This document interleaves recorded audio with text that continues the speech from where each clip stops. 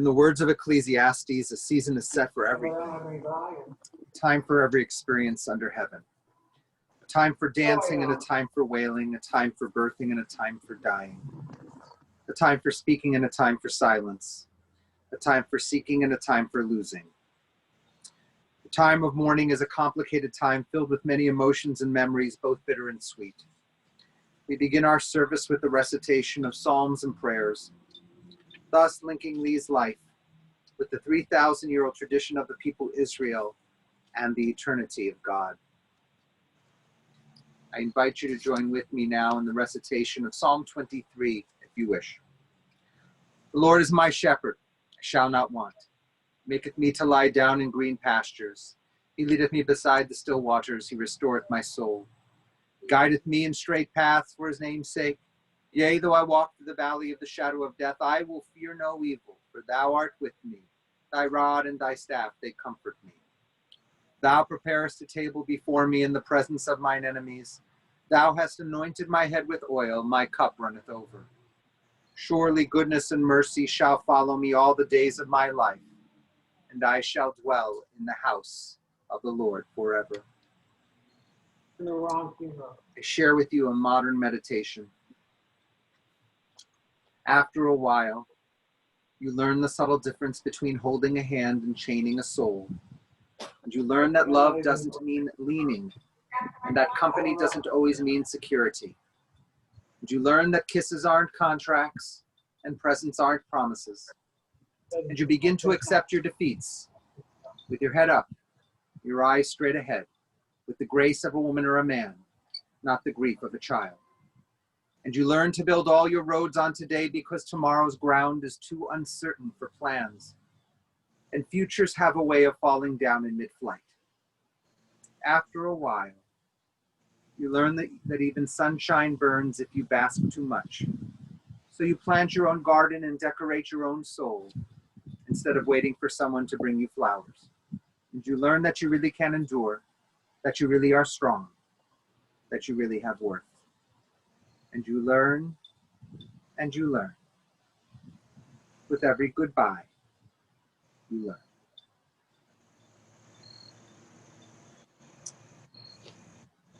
Today's gathering would have been much bigger in a different time. And a time without masks, and a time with lots of hugs, lots of exchanging smiles and tears and resting heads on shoulders. We know that we have so many who are part of Lee's greater family who are joining us today by Zoom.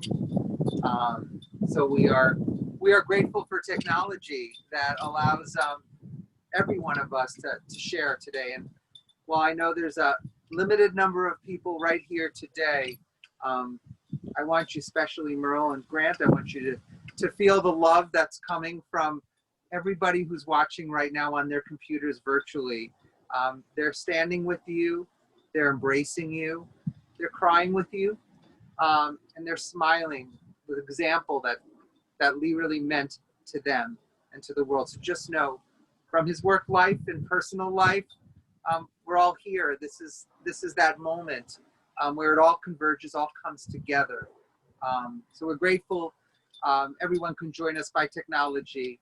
And I'm just grateful that I've known Lee for the 18 plus years here I've been at Fairmount Temple. He has lifted me, and really my life is more full for having known him. Grateful for that. Grateful that I had the opportunity to witness his smile and his kindness, his goodness. I know Grant wants to share a few words about his dad.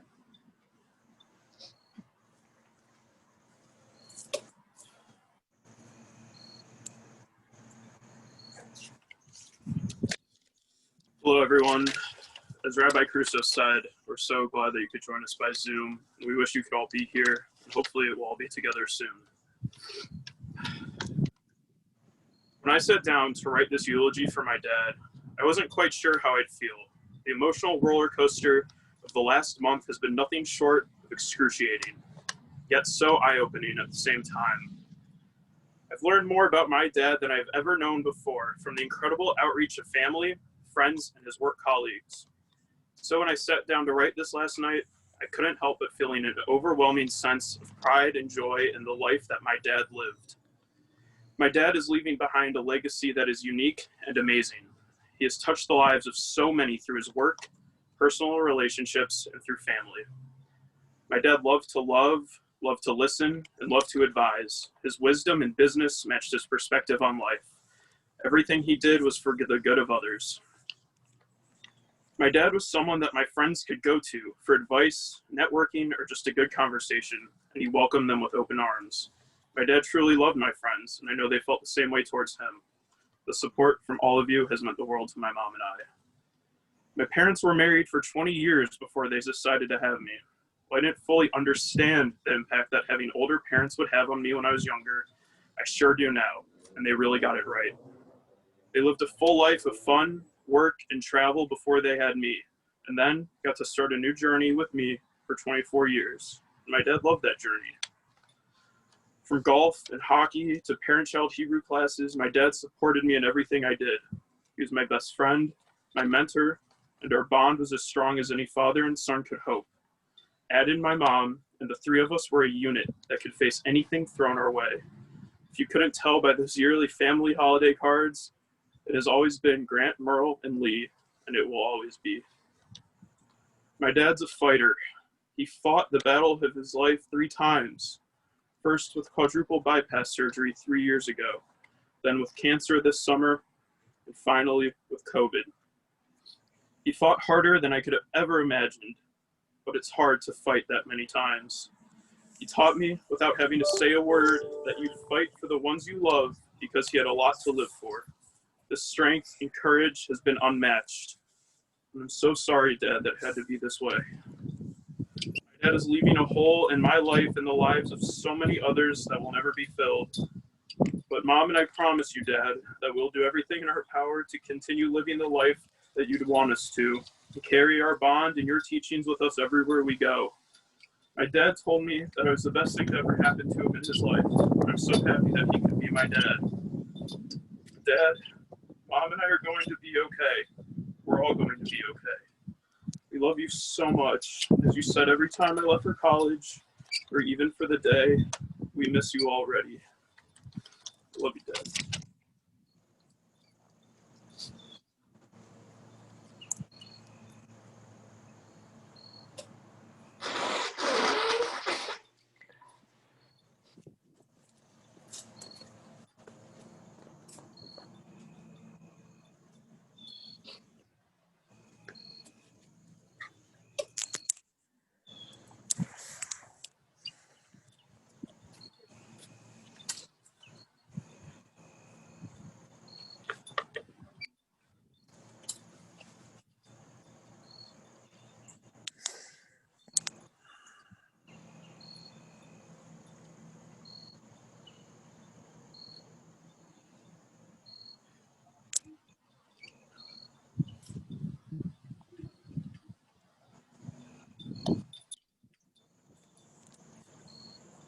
The great Rabbi Shammai used to say, "Make your study of the Torah a fixed practice.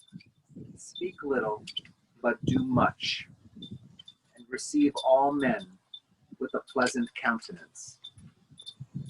Lee Passell may not have been the kind of Jew who studied Torah every day, but he sure lived out those principles in his life. Like Rabbi Shammai's charge to us, he was not an outside presence. He spoke little. He did not have an outsized presence. He spoke little but did much. And probably the image we hold so deeply within our hearts and souls is Lee, receiving all of us with that warm and winning smile. He was the steady presence in our lives and in the lives of Merle and Grant. To be around Lee was to feel embraced, important, valued. He was the caretaker to his wife and son. but he also made you feel like he was looking out for you too. In his work life, Lee was the same. He was proud of what he had built in his life, particularly the growth and development of North Coast Healthcare Management. In a statement that is on the landing page of the company, they wrote, "We are tremendously grateful for Lee's leadership and dedication to our company and our customers over the past 40 years. His commitment to our colleagues and our customers alike is evident in the succession plan he put in place several years ago to help ensure the future of this company that he worked so hard to build. To many of us, Lee was more than a business partner. He was a friend and a mentor. He will be deeply missed." Lee made it his business to be involved in the business world at large. He served on many committees and boards that supported small businesses, including as a board member of COSI, of the Greater Cleveland Growth Association, and committee advisor to the Ohio Medicaid program. He was passionate about networking and building community through relationships. It was common for someone to ask Lee about a job or growth opportunity. His answer would mostly be, "Let me see what I can do. I know some people." He just wanted to see the people and institutions he believed in thrive. Lee not only served as a board member of Anshe Chesed Fairmount Temple, but he was an ongoing supporter of the synagogue. When Grant was only 6 years old, Merle and Lee dedicated a beautiful mezuzah at the doorway to our youth activities room as a reminder of their commitment to our youth and the future of our temple. And in fact, it was Lee who was Grant's right-hand man at synagogue, taking him to Sunday school and sharing parent-child Hebrew each and every Sunday together. Those experiences laid a beautiful foundation for Grant, who went all the way through graduation at Temple with a very close bunch of Shaker Heights friends, and they deemed themselves the Jew crew. Lee was a constant presence to Grant, a giving presence. It was Grant who introduced his dad to hockey. Lee did not know much about hockey. And Grant played throughout his Shaker Heights schooling career. And Lee stayed with him all through, followed him through, was curious about his play, was curious about the sport. If it was interesting to Grant, it was interesting to Lee. It was Grant who learned golf from his dad. Never to brag, Lee was a terrific golfer, winning 4 championships, one on which he hit a clutch 18-foot putt for a 19th playoff hole win. And Lee was born in Youngstown with his brother Mark and his sister Patricia. May her memory be for a blessing. Mark's son Brad is here representing the family. Mark shared the following: "Even though Lee was my little brother, I always regarded him as my big brother. When our sister Patricia passed away, it left just the two of us. We became closer every year. I marveled at what a wonderful father and husband he was. Grant and Merle were his whole life. I felt that we could discuss anything between the two of us. I had tremendous admiration as he battled health issues so valiantly and without a single complaint. He fought this last battle the same way, but was unable to overcome the odds he faced, always without complaint. Thankfully, he lives on through his incredible son, Grant. Miss you, bro." Following high school, Lee attended The Ohio State University and remained a proud Buckeye throughout his life. And it was at OSU where Lee and Merle connected as a couple. Merle remembers him to be kind and funny. He reminded her of her father. And they had a grand time socializing and going out in Columbus. Upon his college graduation, Lee moved back to Northeast Ohio, and Merle finished up her final year at school. They remained together, but not in the same physical places. After Merle moved back home to Cincinnati, she wondered if Lee would ever be proactive about their relationship. Merle finally brought it up one day, essentially asking, "What gives?" I'm paraphrasing. It was then that Lee, introverted and shy in nature, invited Merle to move up to Cleveland, and they found a place together. Something they didn't advertise widely before marriage. Still quite reserved, Lee one day left a note for Merle that asked, "Will you marry me?" I have a feeling, Merle, if Lee waited any longer, you would have simply broken with the traditions of your generation and simply asked yourself. But you were trying to do the right thing and wait for him. Merle and Lee were as different as could be. And we all knew that. We loved you both. We love you both unconditionally for who you are. But what a fantastic couple. Anytime I'd spend time with the two of you, it was always great, entertaining to just see the interplay between the two of you, the dance between the two of you. Merle explained the differences between the two of them through restaurants. Merle loved going out to dinner at Red Steakhouse. Lee loved Bob Evans. They may have been different, but you two complemented each other just perfectly. I remember coming to visit you for Shabbat across Fairmount Temple and sitting at the table. I think you were there too. And just Merle, hearing your thoughts, your opinions, your joy, your exuberance, your just outsized personality, and then bouncing back to Lee, introverted, shy, curious, pausing, observing, just seeing how the two of you sort of interacted was just absolutely beautiful. So I did some digging and I looked in your files at the temple, and I found the notes from Cantor Sager when you met for your reconsecration. I think it was like 2001. Cantor Sager shared the following. It has been a very full and wondrous 25 years. Both of you have grown and matured in ways you never dreamed possible. Your relationship has deepened and grown richer with feelings and capacities you never knew you had. You have developed qualities of strength and resourcefulness, of compassion and sensitivity.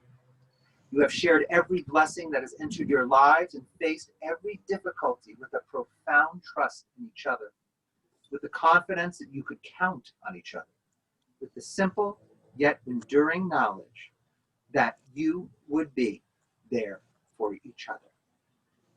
And out of that trust, that faith, and your ever-growing love, you have created a beautiful family, welcoming Grant into the warm, comforting circle of your family. I think you were just born, Grant. Wasn't too far afterwards. Indeed, there were two separate parts to Merle and Lee's marriage, BG and AG, before Grant and after Grant. Those decades of marriage served you well. You did everything you wanted to do as a couple, traveling, doing the things that a lot of young parents can't do. And at some point, you resolved to open up your family unit, bring new life into the world, challenge yourselves as a couple to see what more life could give you. You felt ready. And it was Grant that brought that perspective, that humility, that gratitude that only a parent can feel. You put all of your resources into this boy, and the three of you, as Grant mentioned, became a rock-solid unit. When anyone thinks of the Passell family, we think of three. No question about it. It's unusual in some ways, that kind of bond. Lessons were taught at the dinner table. Lessons were taught in the living room. They were taught on the golf course. Grant, you had a unique view of life through your parents' strident ideas about how life should be lived with ethical morality, sense of grounding in the world, how we treat other people, how we comport ourselves in business, what it means to be a community person, what it means to give back, what it means to be part of a social compact. These were the lessons that you learned time and again. And your parents taught you this unabashedly, very clear about how life should be learned. You listened. You listened consciously and unconsciously, and you are the product of an incredible intention that your parents had for how they should raise you. And it was really written in that piece, in that baby naming, that I found also in your files from Rabbi Marcus, who was Rabbi Young at the time, and some of the beautiful things you wrote about your intentions for how you want to raise this child. Grant saw each of his parents endure medical challenges that no one should go through. In some ways, Grant, you had to grow up a little bit faster. Through it all, Grant was there with mom and dad, learning what it means to be a caretaker. Lee was certainly the role model for more than just Grant and Merle. Brian, Mark's son, wrote, "I always loved speaking with Uncle Lee. I learned so much from the way he treated me and from what he would share with me about his perspective on life. Whenever we spoke, he had a way of asking sincere questions with genuine interest, so much so that I felt that the moment that he was talking to me, I was the most important person in the world." He was the same way with my wife, Lindsay, and our kids, his grandnephews and niece. I cherished those phone calls and visits. Meredith wrote, "I can tell you that he was a great uncle. He was kind and funny and supportive. He was always smiling and frequently checked in to see how everything was going. I know my whole family loved him and always particularly looked forward to our Hanukkah celebration." Hannah wrote, "Uncle Lee was one of those people who just instantly put a smile on your face when you saw him. His kindness and joy seemed infinite, always patient, loving, supportive. From 4th of July celebrations to Hanukkah parties, Uncle Lee was always welcoming our family with jokes and a contagious grin. Can't help but feel his love. He always wanted to know where I was traveling next and insisted that I update him with photos on a regular basis. I was even lucky enough to spend my favorite summer in Israel with my cousin Grant, something that I think brought him great joy and pride. Something I find comfort in, and that I think my family will too, is a direct quote from one of Uncle Lee's texts back in August. He wrote, "I try to make the best of and learn from challenging situations and truly appreciate the positives life gives you." If there's someone in this world who truly saw the positives, Hannah wrote, it was Uncle Lee. And that's how we will always remember him, with a smile on his face and overflowing kindness. I will miss him so much, but will always find strength in the life lessons he has taught me, ones I hope to pass on to Lador Bador, from generation to generation. Lee was one of those people, he wouldn't be in the room with you and you'd say, "Do you know Lee Passell?" The smile, the instant feeling of warmth. Lee Passell? I love Lee Passell. What a sweet man. He always smiled. I always feel embraced by him. He always asks me about myself. He's always curious about you and about the world. I think what we saw in Lee was the best of what we want to be. Generous of spirit, loving unconditionally. Just seeing somebody embody goodness, the traits of God that we really believe we need to live up to, and so often fall short. He seemed to live on another plane. He just had this ability to see beyond himself, to reach beyond himself, to care about others. He took little and gave so much. We talk about caretakers and caregivers. It's probably best to call him a caregiver.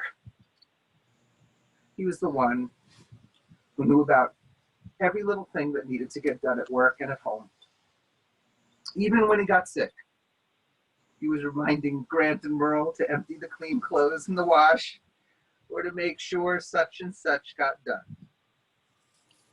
He carried the weight of responsibility, and he had a large weight, large burden he carried with grace, prided himself on his sense of accountability and responsibility. He wanted to give and care for everyone. He even made his rabbi feel like, what could I do for you? How are the kids? How are you doing? Must be busy right now. That was Lee.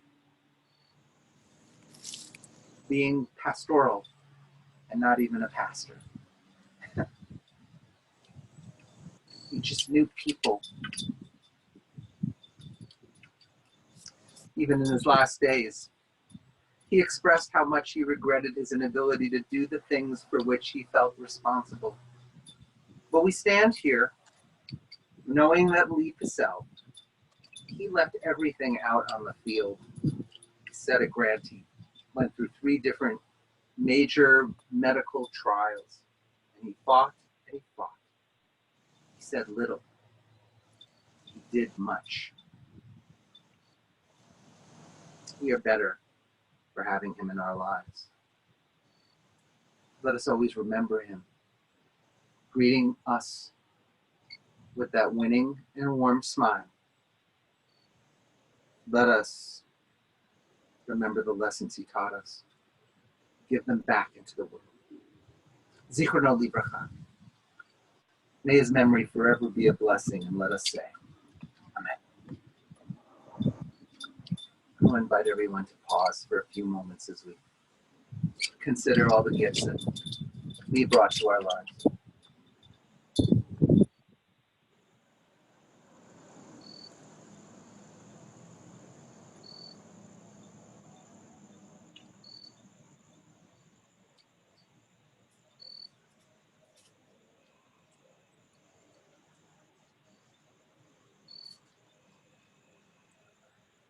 As you are able, I invite you now to rise for Omale Rachamim, the memorial prayer.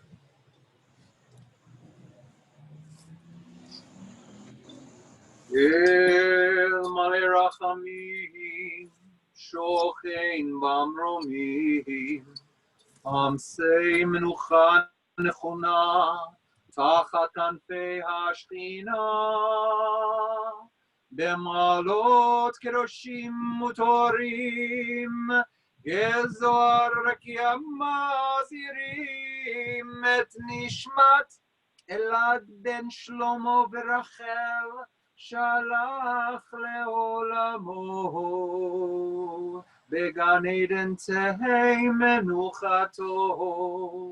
אנא בעל הרחמים, הסתירהו בסתר כנפיך לעולמים, וצרור בצרור החיים את נשמתו, אדוני ונחלתו, וינוח בשלום על משכבו, ונאמר אמן. El Malei Rachamim, exalted, compassionate God, grant infinite rest in your sheltering presence among the holy and the pure, to the soul of our dear Lee Passell, who has gone to his eternal home. Merciful one, we ask that our loved one find perfect peace in your eternal embrace. May his soul be bound up in the bond of life. May he rest in peace. And let us say, Amen. We now turn to the mourner's Kaddish. You know that, you have that in your hand. Grant, Merle, You can also read it from your seat, and I will lead the prayer with you.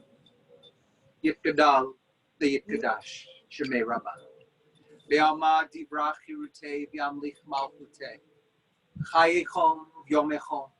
Uvchaye dechol beit Yisrael. Bagalau v'zman kari v'imru. Amen. Yehei Shmei Rabbah mevorach le'olam alo me'omaya. Yitbarach v'yishtabach v'yitpa'ar v'yitromam v'yitnaseh. V'yitadar v'yitaleh v'yitalal Shemei dekudesha. Brichu. Le'ela min kol birchata v'shirata. Tushbechata v'nechemata da'amiran be'alma v'imru. Yehei shalom rabba min shemaya. V'chaim aleinu ve'al kol Yisrael v'imru. Oseh shalom b'mromav. Hu ya'aseh shalom. Aleinu ve'al kol Yisrael v'imru. May the source of peace send peace to all who mourn, comfort to all who are bereaved. We say together. Amen. Family, I know is grateful you could be here sharing in services, even just virtually today.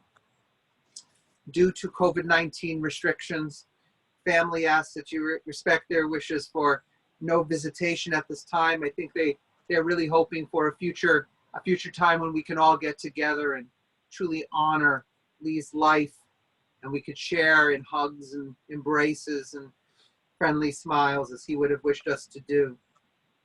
Friends who wish may contribute to Anshe Chesed Fairmount Temple or to the gathering place in Lee's honor. At this time, we invite family members to participate in the ritual of filling in the earth.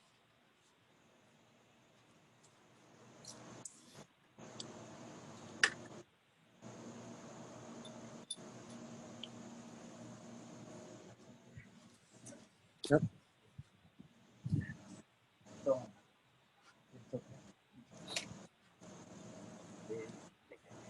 Yep. Switch with that.